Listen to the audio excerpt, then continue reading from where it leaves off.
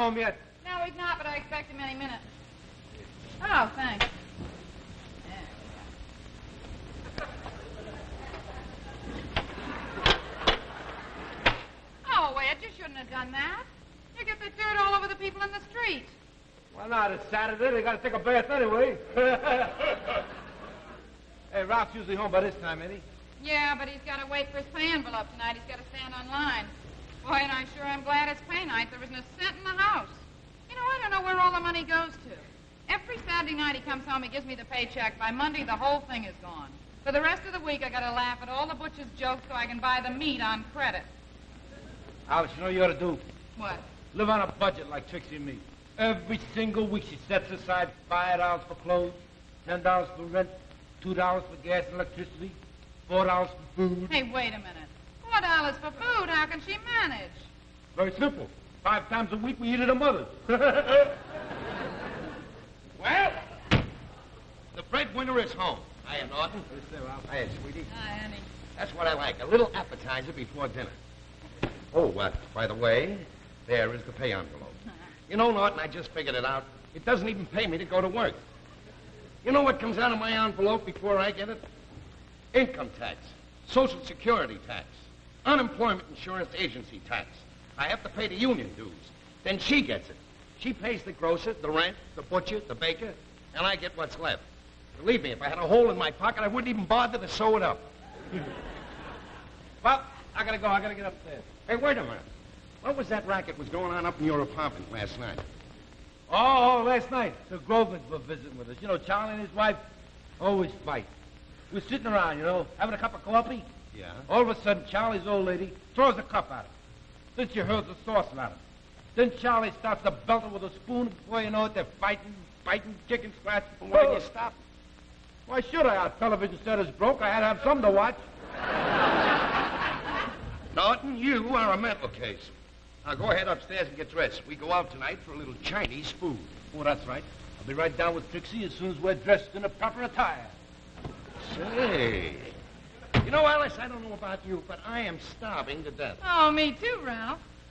You know where I'll take you? Remember that Chinese restaurant we first went to? Over Yeah. on Flatbush Avenue, the Royal Chinese Gardens?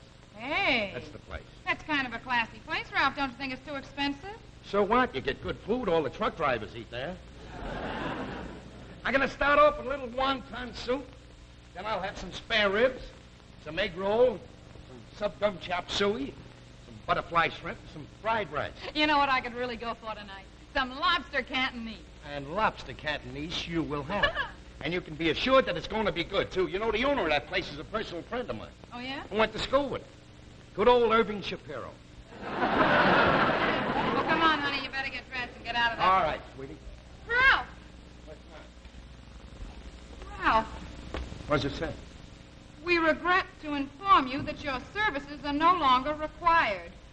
Good luck in any future undertaking the Gotham Bus Company. Well, that's it. That's it. I'm through, done, finished, washed up. After 12 years of loyal service to the bus company, they throw me out like an old inner tube. Well, 12 years of driving that bus up, across town, downtown. And what have I got to show for it? A pair of shiny pants. Oh, don't take it so hard, Ralph. Don't take it hard, huh? 12 years I gave them, the best years of my life.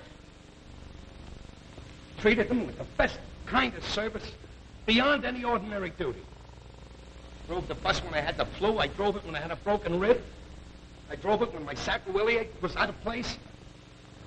I'm the only bus driver that had to have his tonsils taken out during his lunch hour. Ralph, never mind, honey. There are plenty of jobs. Jobs? Plenty of jobs, huh? Sure. I'll show you what kind of jobs they are. Here.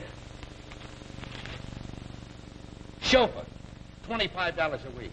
Can we live on $25 a week? There's another one, chicken plucker, $15 a week. Can we live on $15 a week? I'll have to learn how to pluck a chicken and drive a cab at the same time. Never mind, honey. You can always make a living. How can I make a living? I haven't got any trade. So I haven't any occupation. I couldn't even go on What's My Line. Honey, I'd like to help out. Maybe I can get back the job that I had when we first met. No, you're not going riveting in any Navy yard. But, Ralph... No. Not going to have a wife of mine work. Ralph, look. We got to have some money. So hock this, and you can live on it until you get a job. What's the matter with you? You crazy or something? I told you when I got to this, you'd never have to take it off. And I meant it. Hello, anyone for egg roll?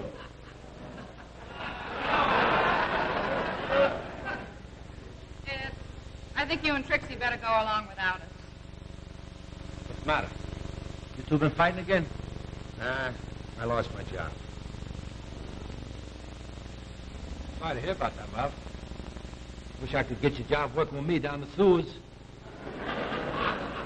They're not taking on any unskilled laborers. Hey, listen, don't let this spoil the evening. We'll still go out to dinner. It'll be my treat, Omni. What do you say? Oh, no, Ed, we can't do that. We can't let you pay for it.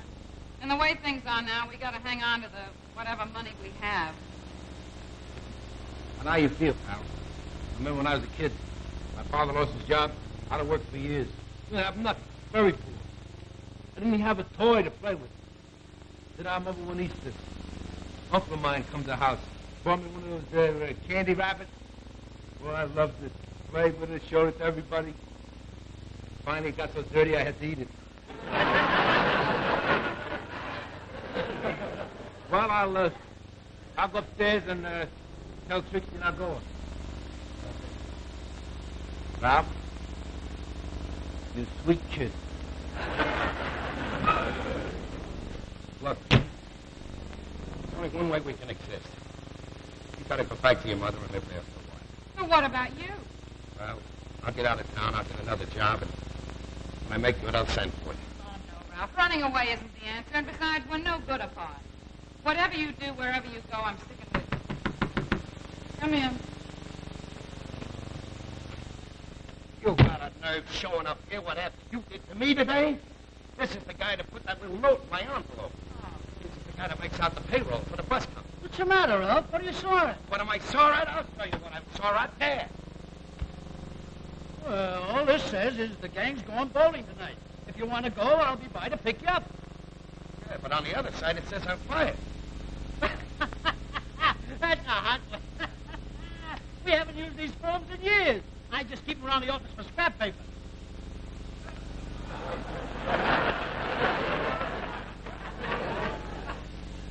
Dutch, I ought to frank you. Why did you scare my wife like that? Oh, you're not sore, are you? Well, no, I'm not sore, but I'm not going home either. I have a very heavy day with my wife. By the way, Dutch, I'd like to meet my wife. I like that. Hi, Dad. Hello? Goodbye. Sore. Hey, Norton! Hey, Norton! Get dressed. We're going. Hey!